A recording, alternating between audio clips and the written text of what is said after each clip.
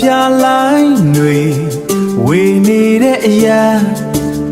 ပလဲရမြဖြူစင်တဲ့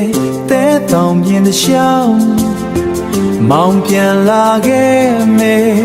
ကတိစကားတွေထုတ်ဖို့လို့ချစ်ရတဲ့ဇာတိဖို့လို့ချစ်ရတဲ့ဇာတိမြေထားဝဲမျိုးစီမောင်မကန်ကလေညင်းတွေတိုက်ခတ်တဲ့အခါ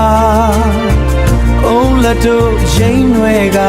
ကြိုးဆူနေကြမှာရှေးဟောင်းဖျားစီတွေရဲ့ရိတ်မြုံအောင်မှာ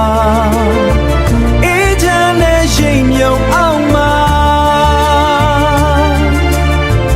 အေးချမ်းတဲ့ဘဝကိုဖန်ပြန်ကို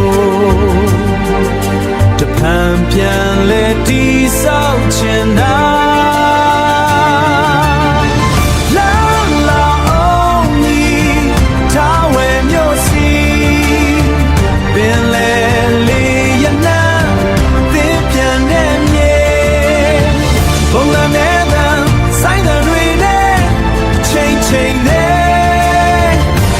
လေဆုံးစီ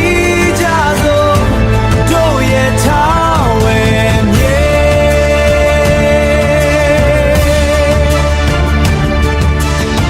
ဆောင်းတန်တာအေးအေးနဲ့လွမ်းတွေဖြေဖြောက်လို့ကော်သောညိတ်ကနေထားဝဲအထီတမြေတဲ့သားတွေရဲ့ချစ်ချင်းမြတ်တာတွေနဲ့ကျွန်တော်ရဲ့မူလအမြင့်စီအရောက်ပြန်လာခဲ့မယ်ပြန်လဲဆုံးစီ